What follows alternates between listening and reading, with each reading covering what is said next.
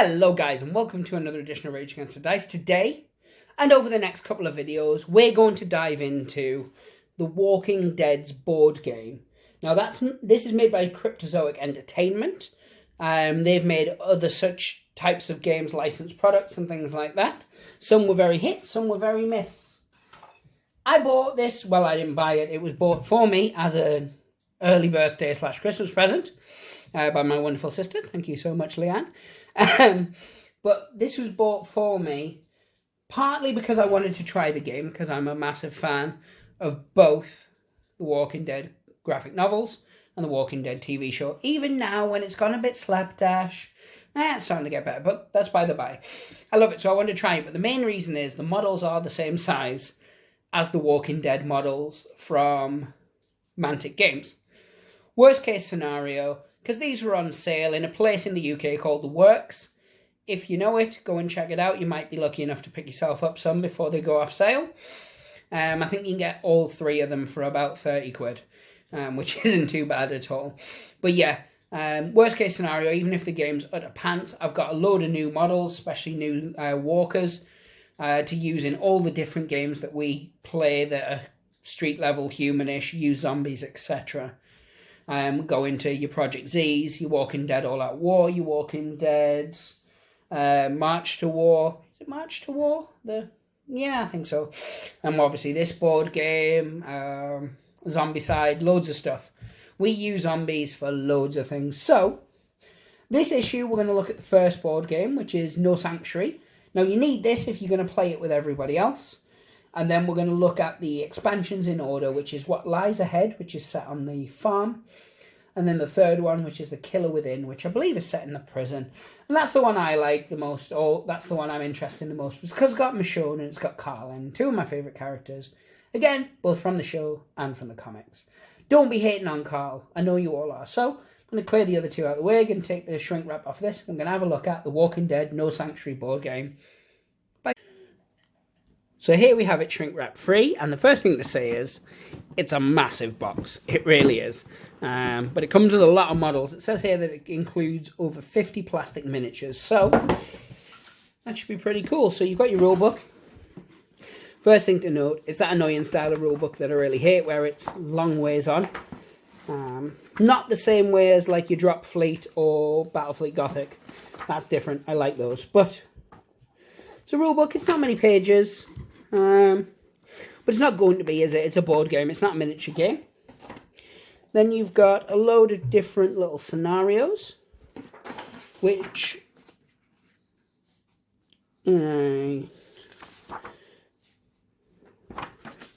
so on one side seems to be the objectives, and the other is how you set it up and such. So there's 2, 3, 4, 5, 6 scenarios in there. So if you're buying it just as a board game, that's some decent replayability. Here's the character cards, and they're separately wrapped.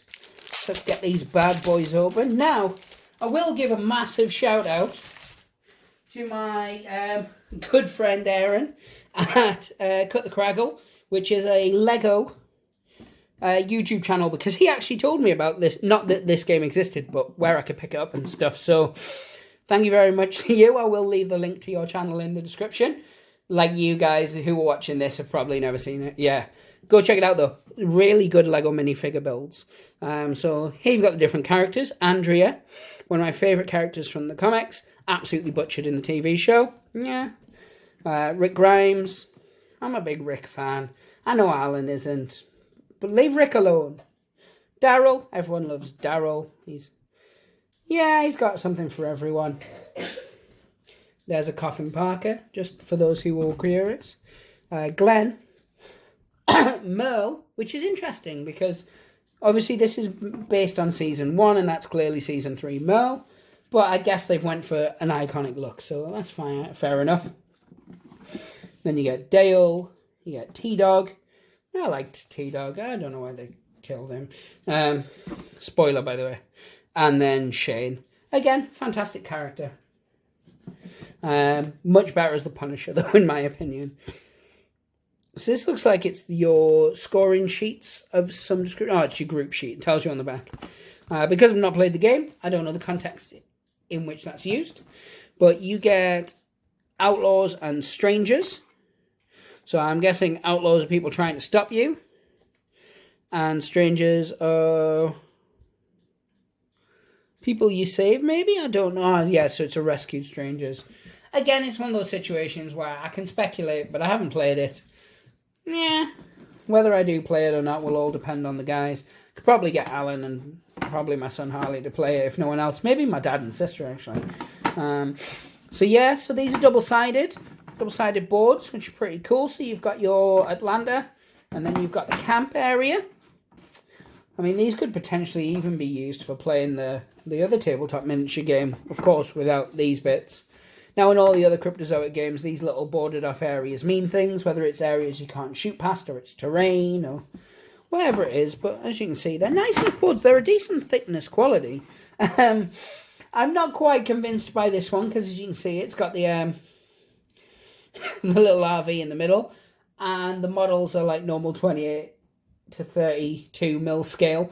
So one model is going to be about this. In fact, I can show you, because I've got somebody else's that I'm slowly painting up. And I mean slowly, because I've got so much on. There's Daryl, stood on the RV. There's Daryl sleeping in his tent. I probably won't use these boards for miniature games. Because the sizes aren't right, obviously. But again, not the end of the world. If the game's fun, then, you know, we might play it on the channel. If it's really, really bad, we will play it on the channel just to mock it. So either way, we'll get some content out of it. And there's the CDC building. One of the bits not from the comics, but added into the show that I actually really enjoyed. But seems to be a bit of a mixed bag for some people. Quite like that down by sort of like the little bit where they wash their clothes and stuff. Tokens. Now, we know that I love a good quality token more than anything in the world. It's odd how much I love a good quality token. And then you've got your token sheet. I'm not going to pop it out just yet. I need to get some new baggies. I'm running short on baggies. Can you guys believe it? Every time I try and buy some off Amazon, they recommend I buy some scales as well. If anyone can know why that is, let me know in the comments. So you've got specialist dice. You know me. I love a set of specialist dice. I mean, it does mean I can't use them for other games, but I'm okay with that. So this looks like a set of cards for each player, potentially. That says Shane, and then there's some ones at the front for Andrea. I'm guessing if I opened them up and had a look through, there'd be ones for each character. These are search cards. Now, these are oddly the same size as the ones from The Walking Dead All Out War. I'm guessing they do different things. These are map cards. Again, because I've not played, I don't really know what any of it does. And these look like enemy encounter cards, rival activations and such. We will, obviously, if we do a deep dive into playing the actual game, we'll find out in due course. Now, the models, and they've got them in that way that everybody does now with models, where they come in these little cases where, as you can see, they're all in their own separate individual little box, so you can slot them back. It is pretty cool. Are they taped? Yeah, they're taped. So I'm just going to remove this tape, and then we'll have a look. Now, as I said, this boasts over 50 models.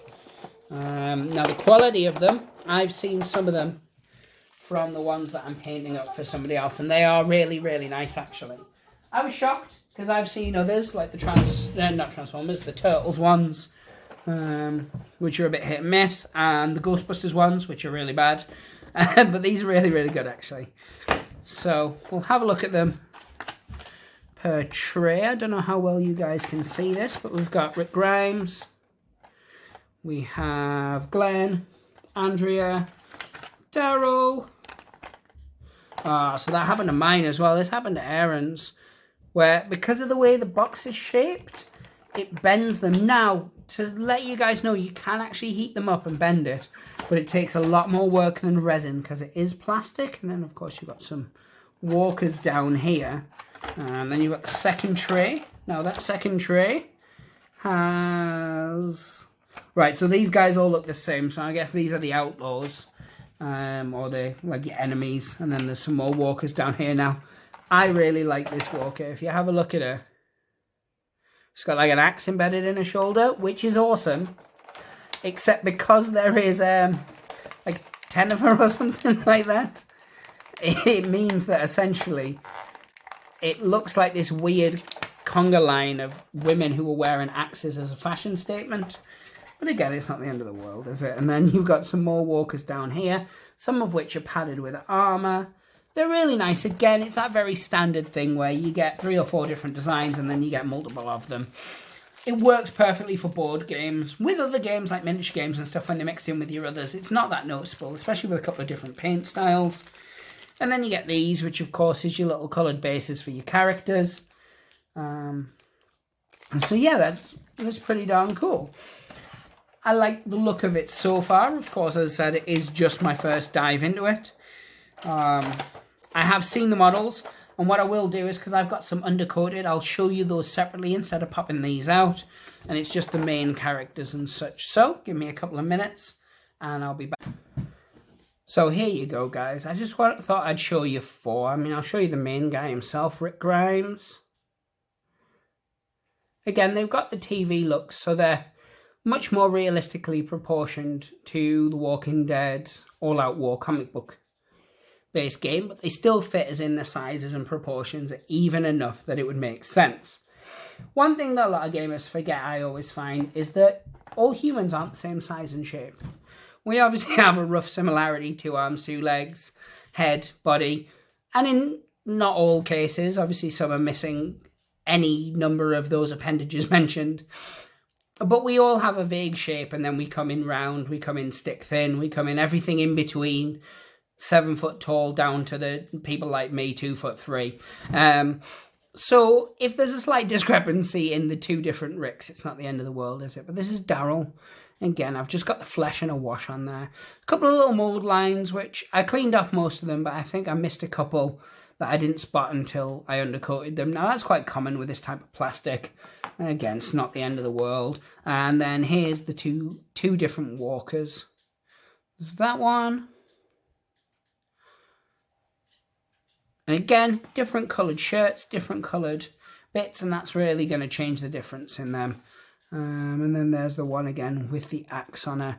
Now, all these have done is had a little bit of sand put on the bases. I didn't want to make them too sandy, because what I actually wanted to do is make them look more like gravel or the Atlanta type thing setting than the green grass.